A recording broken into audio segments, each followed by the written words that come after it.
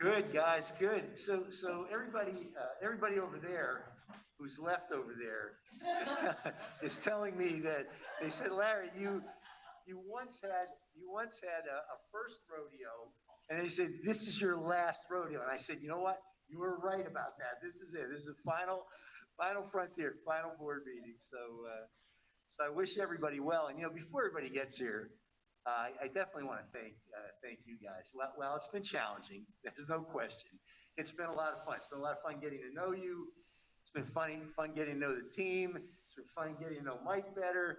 Fun getting to know the teacher team. And I don't want to do this with many people here, but thank you. I've had a lot of fun for 4 months and a lot of work. I mean, I come here. It's kind Well, of funny because my wife I says, "How's yes the and day going?" I no. said, I "Well, decided to just it kind of started at skip it, 7:30, and but when I you looked just up, sent it a was weird 3:30 face or and said 4 o'clock." whatever So the I said, solicitor "It's just just so we just fast because there's so moved much things. to So I do." pulled it up But and I was able to but go I back hope to the beginning of the I stream. wish you well So I in pressed the play and future. record. So it's not This going to team is record excellent that over stream. there, When they and come up Michael with the stream, is I don't know excellent. if He's I got the it will continue experience the that you stream need. to me Um, because it hasn't be a caught up. lot of work putting it But I'll together, but capture I'm hoping, whatever it captures. by the turn of the calendar We'll have to cut this that out. you guys are set, or at least mostly set.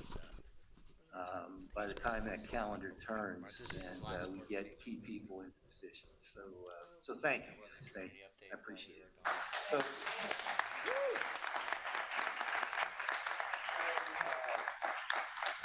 so we are going through this Um, so I don't know. I'm really workshop curious about the where we're beginning of trying to the meeting again if Lysette speaks up on board or not. kind of commemorate or memorialize things that we're going to do as a board as Mike comes in. Oh, this is the And beginning. we put those Yep, this is policies the very in, which beginning. I think are critical. Like them or not, I think they're critical to have. You use Mm-hmm. policies when you need them, otherwise they're just a part of your plan. I know you'll be approving those. I hope you'll be approving those tonight. We discussed those at length last meeting. So this one, And that's we're the really new starting super. on that. I think we're at number 8, and I'm Yeah. at a lot of board member. I did request board members to write in and say what do you want to talk about at these sessions. So this one is, how does the board Ooh. communicate with the public Wow. other than at board meetings? And I have an example. And I guess the only thing I could share with you before we open it to discussion, see if we can't, maybe Mike or you guys can come up with something. In the last district I was at in New Jersey, the board asked themselves the same question. And let me tell you what they did. And it was kind of interesting.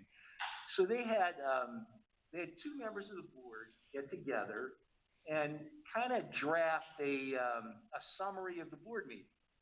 So those 2 board members would sign it, and then it would go up on the website. That's all. It wasn't sent out. Just go. So if you looked on the website, you would see board member thoughts about a meeting. And they felt that that went along. It's a small community. Haddonfield is a very small community, I don't know two and a this half one. square miles, dense, of course, in population, about 3,000 kids. Um, and they liked that way of communicating. And it started when I was there, never did that before, but I thought it was interesting because all they would basically do is take a look at the agenda, bring out high points, but they would say it in their voice. So, one way.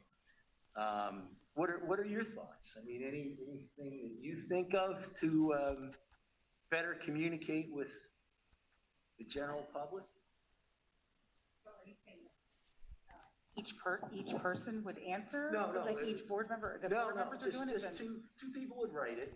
Just two board members would Okay. write it. Say you and Emily would get together and just draft up your thoughts of we passed this, and we think this is good because, like, the why behind it.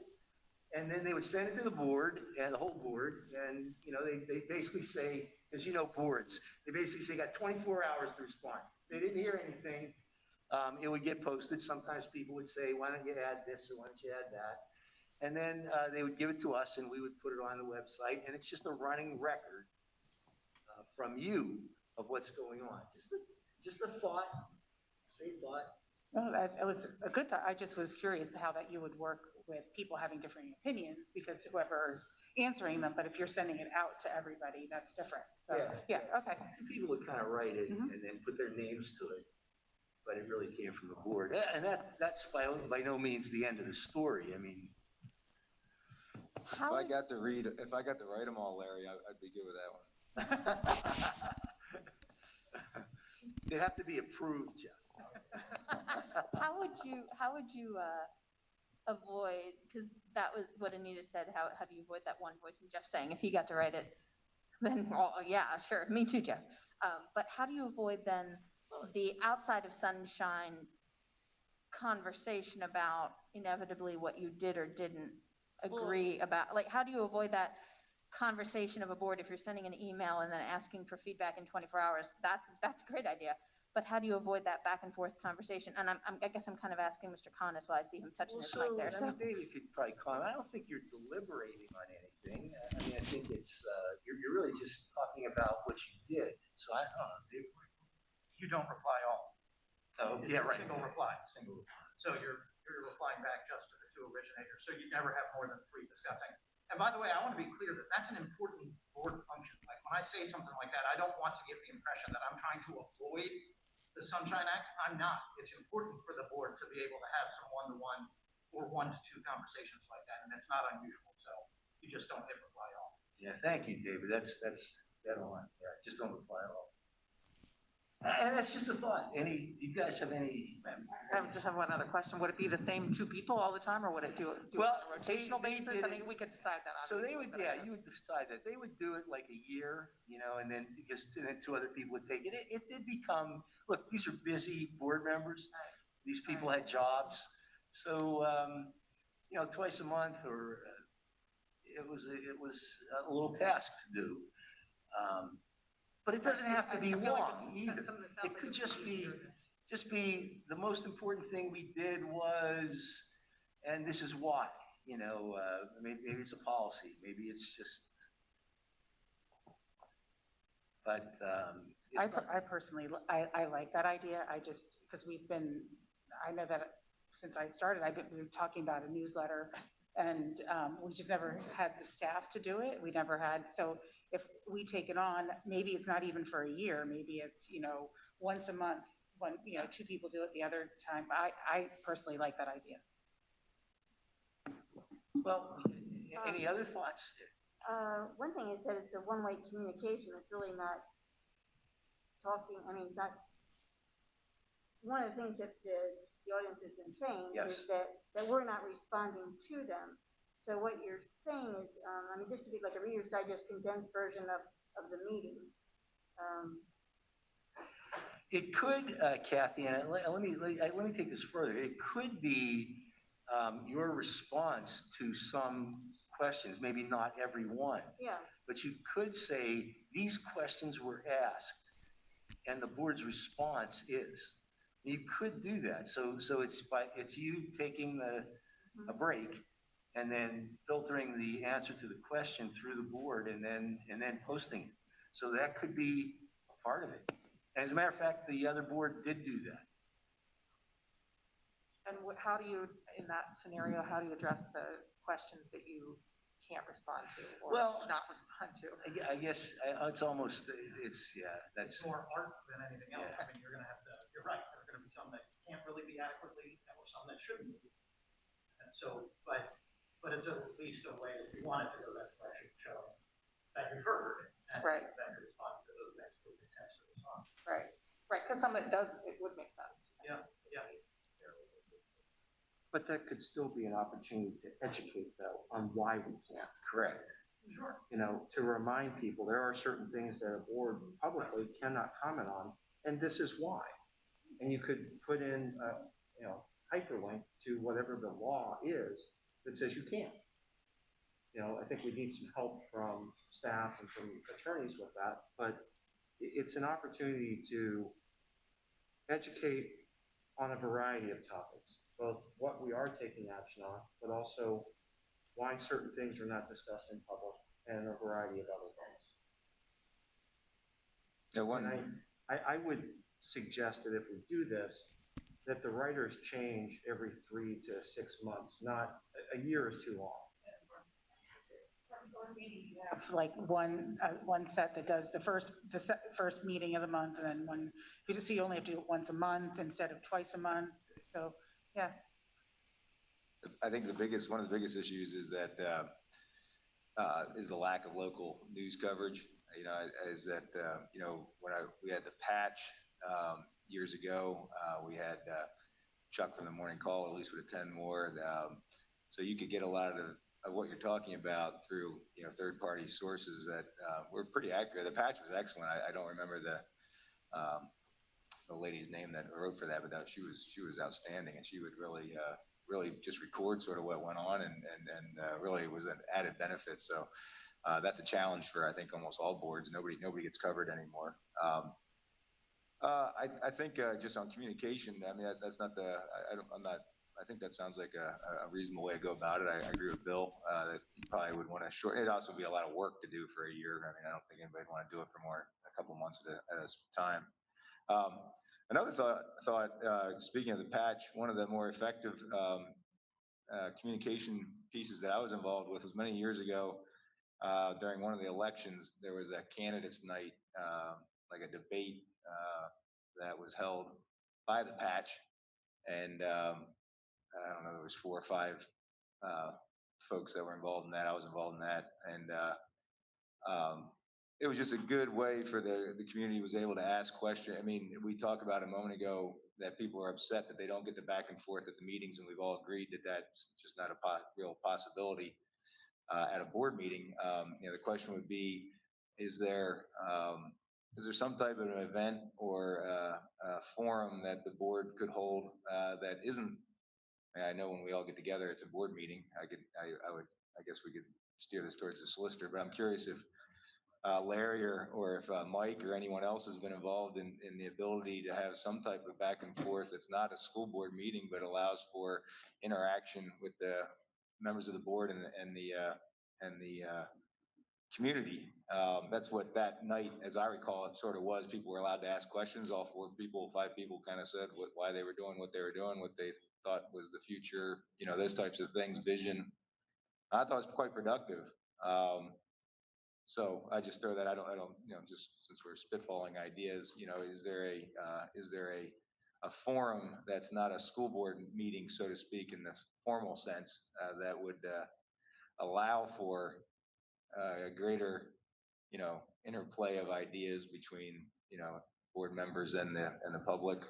And maybe it's not even like, you know, maybe it's just coffee with the board, you know, I don't know, where people, if they want to come and talk about things and, you know, it's not recorded, there's no, you know, it is what it is. I don't know, just a thought as well. But I do think the biggest challenge to us is that we don't have you know, the fourth estate here sort of recording for us what's going on and reporting on it. So that really, it leaves a vacuum of information. That's not our doing in my mind, but that's the reality. It's hard for people to get information. And I'm not in favor of hiring, you know, I don't really feel like hiring. I agree with Anita. It would be great to have a newsletter. I mean, when we've had it in the past, I think it's a positive, but, you know, it's an expense, and I'm still not convinced it seemed to break through to the community very well when we've had sort of those things. Maybe I'm wrong.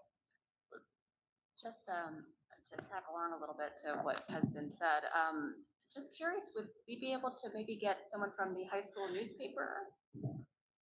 You know, just a thought, like maybe once a month even, to be present, ask us questions afterwards if we're available, you know, or reach out to us after a meeting. One, it fulfills the journalism component that we don't have right now, and two, it's good, I think, a good learning experience for our students. To be involved with local government. So I get out there. I mean, I think we could still obviously participate at some level, either after the fact, with respect to sending out a newsletter. That's a joint effort. But I do think it's nice to involve the community too in such an effort, and our students. So I would just, you know, I don't know how you would coordinate it a lot too for students, but just an idea. I don't know. I like volunteering students. Cover for free, Larry. I like Mike would really like that. Attorney Khan, just curious, what Mr. Dimick was talking about, like, how do you do that without, it being a board meeting with people? Right, well, so 2 notes, one legal and one less legal, more, history and practice. The legal one is, and you made a joke about it, but it's actually probably the way you'd have to do it. You couldn't do, I think, all 9 of you, but you could do like 3 of you.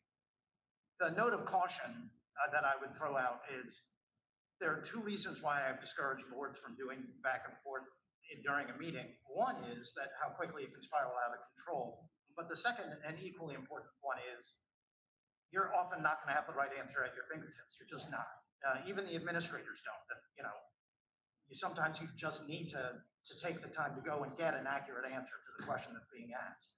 That's not a legal concern. That's just my observation of how these things played out in the past. But you could do something like coffee with a board member and have a few of you there and engage that way, and that would not violate the Sunshine Act. Thank you. One of the questions I would ask is, do we have any kind of feedback on the amount of usage our little board tab gets on our website? Because personally, I don't know how many people are going to go on and search out the board newsletter. And for, people to commit to time and energy to do that, I would like to feel that there's actually a need shared from the community to have that. Well, I've not done this, but we could email it to all of our community if you'd like. I mean, it would be a direct email. I don't think they would like that. Okay. So I'm just saying, as a parent who had 4 kids in 4 different schools at one point, that the last thing I wanted was another email. Well, the only thing is, Jen, yeah, you're right. All you did would be a school file. Yeah. You're right. Facebook posts just basic average 1,000 people interact with each one.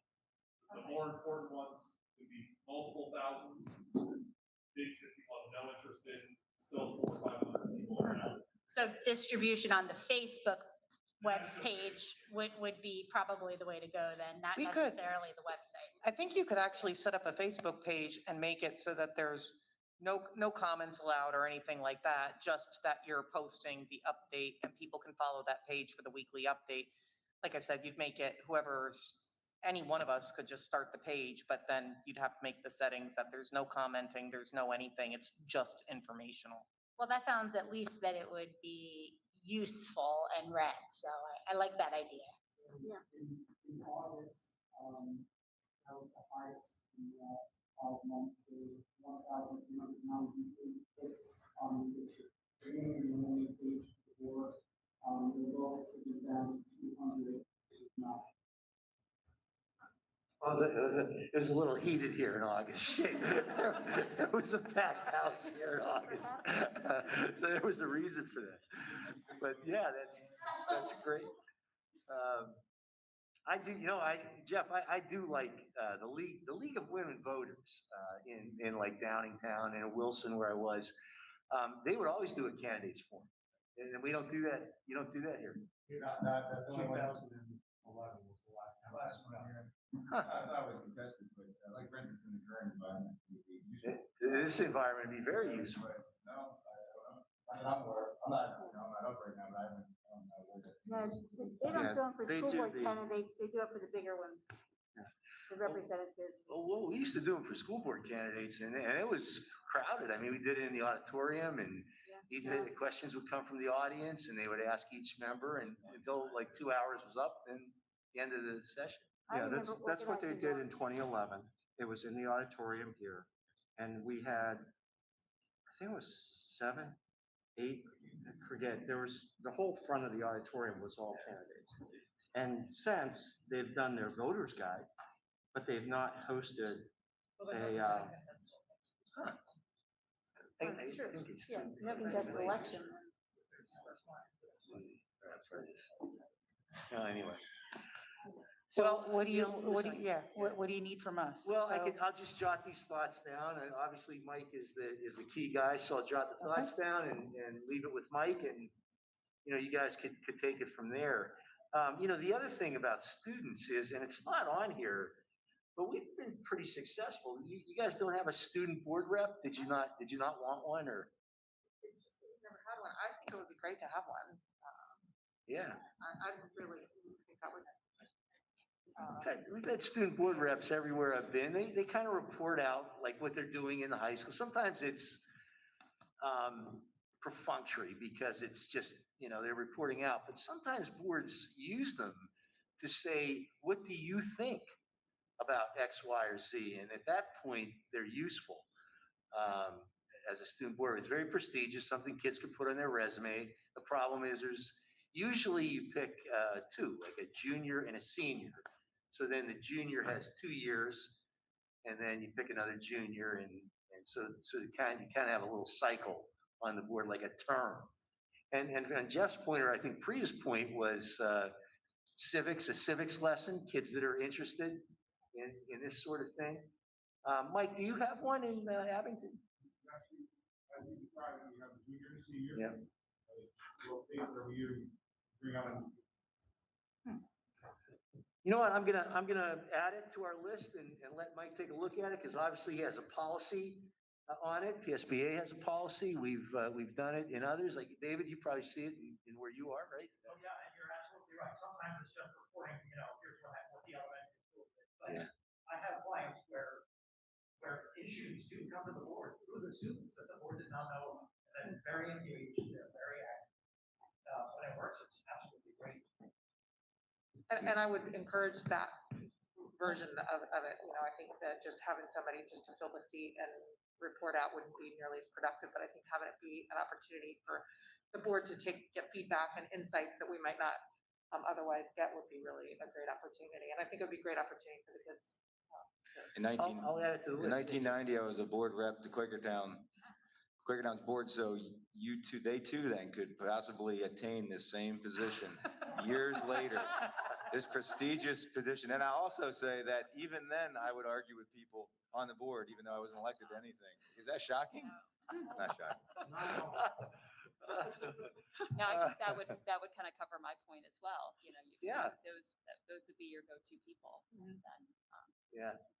9, we kind of looked video streaming the workshop. We were talking about that. So, how about a discussion on security? What do you think? I mean, well, the FBI is going to be covering that for us now, right? So yeah, I'm just, it's a tough crowd in here tonight. It's a long day. That was just a joke. Is that the Justice Department? As far as I know, the Department of Justice. They indicate, right, that once again, the PSBA or the NSBA, I'll give my platform, that these guys come up with some crazy stuff. I guess we give them money and they dream up these things. I don't know. But my understanding is the FBI is now involved. So security at board meetings, I see Officer McLaughlin back there. And he's generally new in my mind, without talking too much about security. I don't see much of a role for a need for security at school board meetings, but that's just me. Well, I love to see Officer McLaughlin's smiling eyes. We don't need him here. Yeah. It's not a non-issue. Perhaps one of the women would like to talk. I'm saying the two guys are saying. I mean, sorry.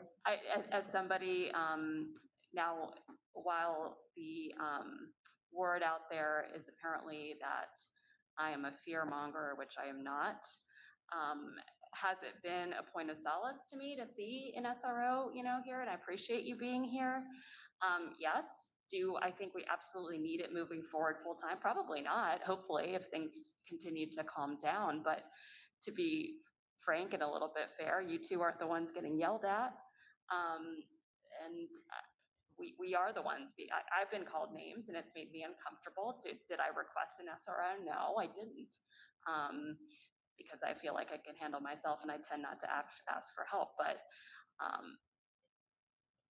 I don't think it's something that we should make light of. It's a sad fact in our society that this has happened across the country. Not here maybe so much. Things have gotten heated.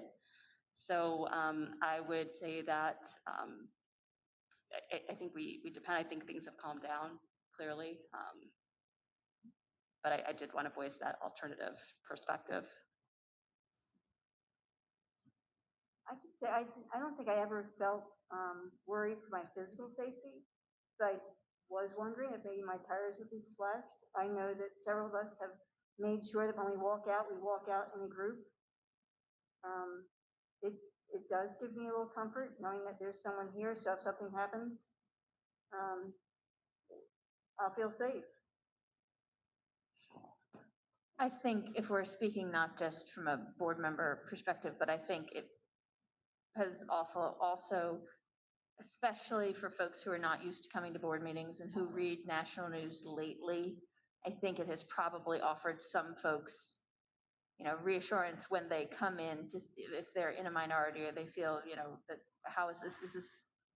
This is an unusual time, and how is this being controlled for my own safety, sitting, as someone who's never come to a board meeting, sitting out there in those seats.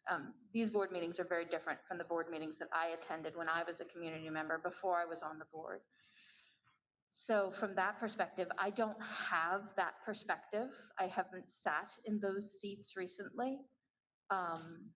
So I think to consider it from both sides is important. And so I think the aspect of an as-needed basis, I don't know that we need to have a role or a policy or an at every meeting, but I think given the national and local climate lately, it probably, is just from an organizational standpoint. We don't have incidents with Officer McLaughlin isn't needed, but he stands in the hallway at basketball games because there are a lot of people. And sometimes, folks get, ramped up in the game. And so when people disperse to their cars, sometimes walking past, OMAC in the hallway reminds them what it is to be a citizen here. And I think there's that element that I can't speak to as a board member, but that's worth considering, especially in these times. But I do think and hope we will get past those in short order. But until then, we might want to consider it. So, so if we put as needed, would we say that, I guess you would have to have 3 people. So maybe the board president, vice president, superintendent makes the decision on an as-needed basis in case it's 2-1. So if not just, would you, it probably is the agenda team. Sometimes we include the treasurer on the agenda team also. But I mean, I guess the 4 could, just in case it's not 2-2, but I guess the 4 could.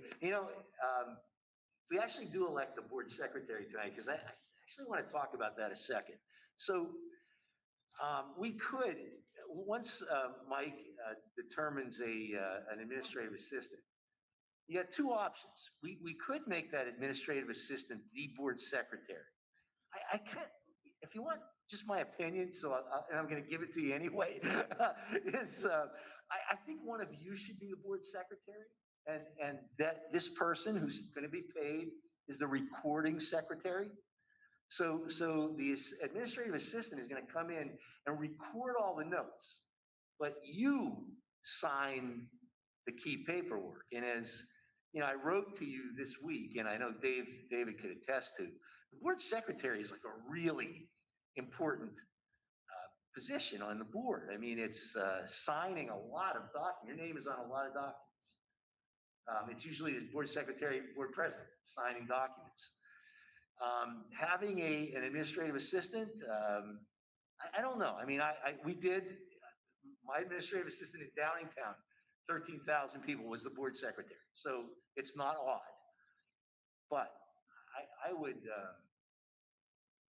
would say keep that administrative assistant to record all the minutes, do the board agenda, but somebody here be the secretary. They're my thoughts. David, how does it work? I see difference again. Yeah. I have a client where the business manager is the Yes. Yep. Part that's a deliberate, check on contract, whatever contract they want, signing all the contracts anyway. But there are definitely boards where I work where a board member is the official secretary that does that counter signature, and others where we have a board, the assistant of the secretary. I don't know that there's a particular. I don't think I have a strong feeling about it. Yeah. we need to choose somebody tonight. And I guess what I want you to think about, and you'll do that with Mike going forward as to what you want to do. The business manager is often, as David pointed out, the board secretary. It used to be that way in Downingtown. Business manager was the board secretary. In fact, he might officially be the board secretary, and my administrative assistant did all the notes and everything. And now that I'm thinking of it, because Rich sat next to me, so he had to be at the table. He was the board secretary, so I'm wrong about that. Yeah, I'm wrong about that. See, my question there, well, that's not a question, I guess, but having it be somebody, either the administrative assistant for the superintendent or the business manager, they're in central office. And if we pick and we say one of us will do it, well, now every document is at the mercy of two people showing up to main office Oh, yeah. to sign things. And that could get, depending on who it is, not saying that it would definitely be Jeff, but what if it was Jeff? Now, Jeff, nothing would get signed. But that's my point is that now you are at the mercy of two people, whereas if it's just the president comes in and signs, but then the other signature that you need is already in the office. I can say from a signing standpoint, I have not gone into central office very often. The recording secretary and administrative assistant usually brings the stuff to the meetings and has it ready to be signed. So I end up signing a lot here. It's kind of rare that I have to, that I've been called to go in, to do something. So I don't think that is necessarily a limiting factor for that. So I think maybe once or twice I've been asked to come in on a time that's not a board meeting. So. Well, like I said, you're in a position where we need one now, and we'll throw the ball to Mike and you guys in the future. But it is something to consider. Either way. Either way. Yeah. Right. May is the official. The board secretary can be anyone? Is that accurate? It can be, Jeff. Yeah, I believe it can be. I was just curious. I guess we could name anybody. And it's a paid position then. I'm not saying it that way.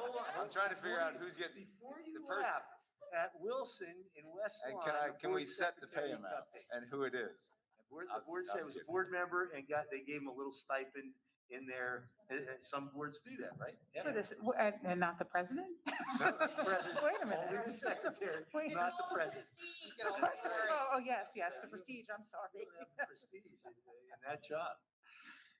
Think about it as you guys move forward, and I'll record it here. So security as needed, and the team will make that decision.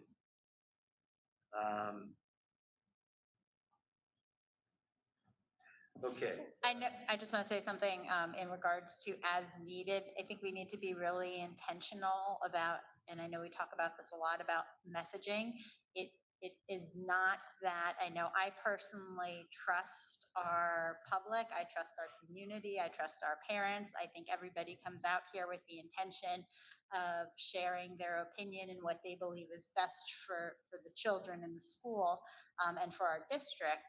So I think, certainly if there's more contentious topics, framing it from a perspective of more organization or less disruption as opposed to threat of violence or insecurity or lack of safety is important, because I personally feel very, very safe and comfortable within our community. And I personally don't see a need, but I can appreciate that some people might, depending on the topic, both in the public and on the board. And so I just think we need to be intentional about that, that message. Okay. So the next one kind of deals with goals, board retreat. How does the board evaluate itself? So from an old teaching standpoint, you guys need to evaluate yourselves. You should come up with a system, and maybe Mike will help you to do some sort of evaluation at the end of the year and then post that on the website. All 9 of you kind of key in. And it's good, you talk about good communication, it's good for the community to see what people are saying, and there'll be dissenting voices, but it's probably good to do that. And the other thing would be board goals, and I know Mike is gonna put all these things in place. It's just, when I walked in, and I said this to Anita, I didn't see these in place. And these are really important, because your board goals should actually follow your admin team goals, should have an educational focus.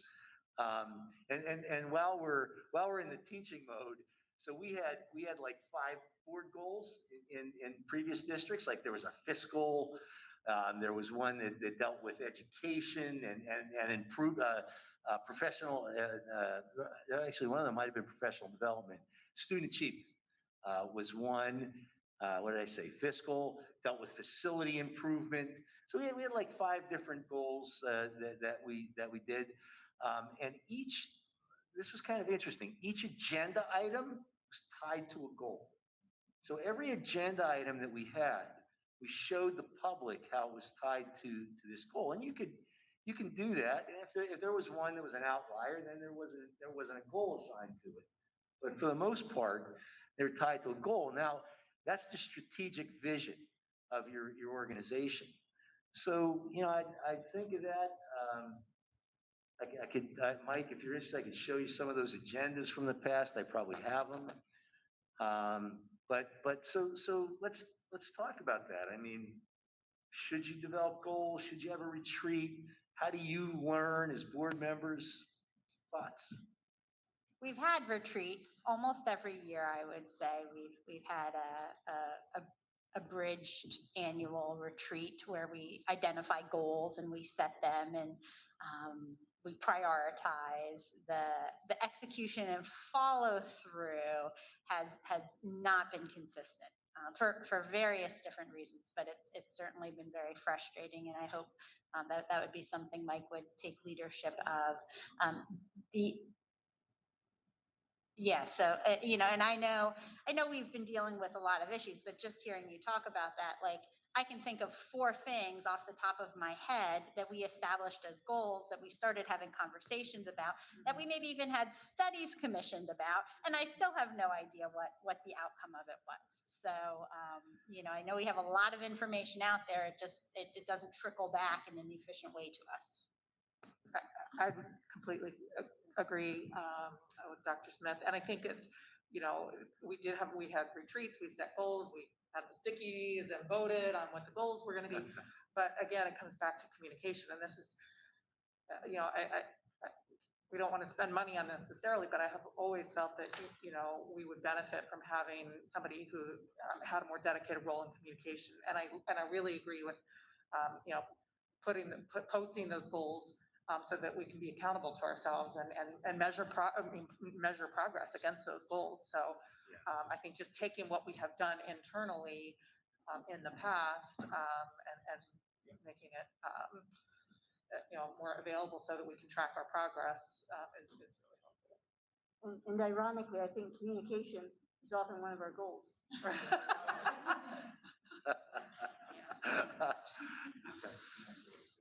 Well, maybe Mike, as we look for an administrative assistant, we look for someone that maybe can do so. I'll create a question.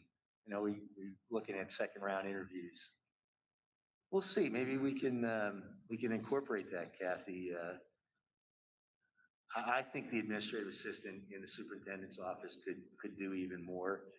And Melissa was welcoming to it. She said, "I'll be happy to do it." Took a different path, but a few other people have done. Just a few.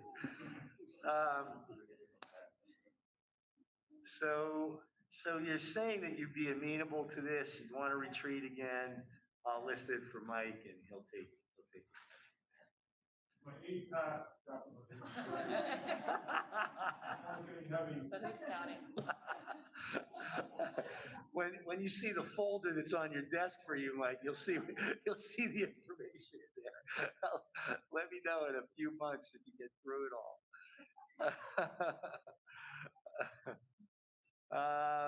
This came from a board member. Number 12 is talking about preparation. How do we prepare for meetings, and how do you prepare to vote on agenda items? So again, I have no idea where this is coming from, but a board member said, let's discuss this. So, thoughts? Are you prepared? Maybe the question is, are you prepared enough? Are we telling you enough? Maybe not. Maybe not. Maybe we're not giving you good information.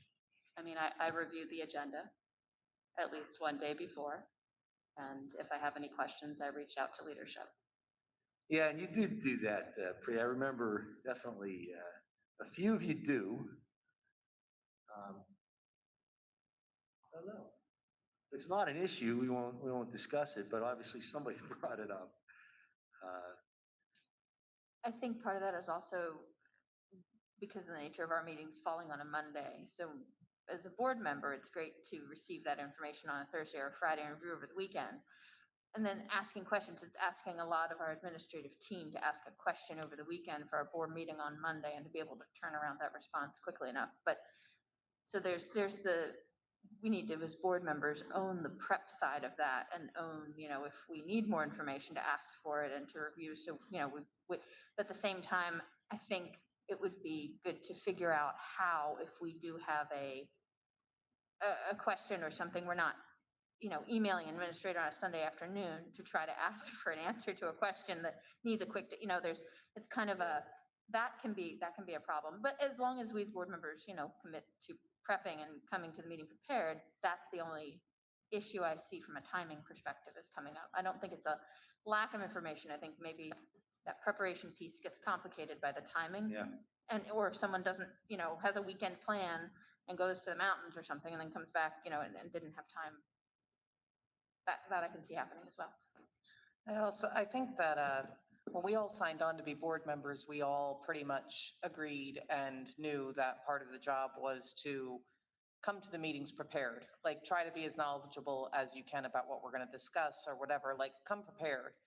And that means reading the agenda, looking at the policies. If you do have questions, making sure that your ducks are in a row before the meeting. It's really our only weekly job is to make sure you're coming in prepared to the meetings. And I don't think that we should be walking into meetings and the first time we're laying eyes on the agenda is sitting down here at a meeting.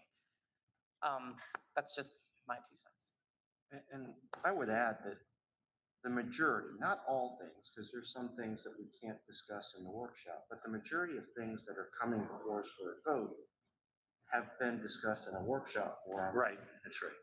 And I think the only thing I would change that goes back to communications is within the voting forum, and we've done this, I'd say probably more than 50% of the time, so the majority, there's been some discussion, some setup from an administrator or other as to what we're voting on, so the public knows, since the workshops are not very well attended.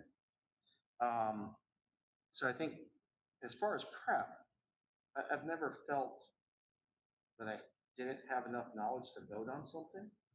Yeah, well, but I do think that probably within our business meetings, for the public, we need to explain or give a summary of what's taken place, how we've gotten here, and what the recommendation is that we are voting on, so that it's communicated.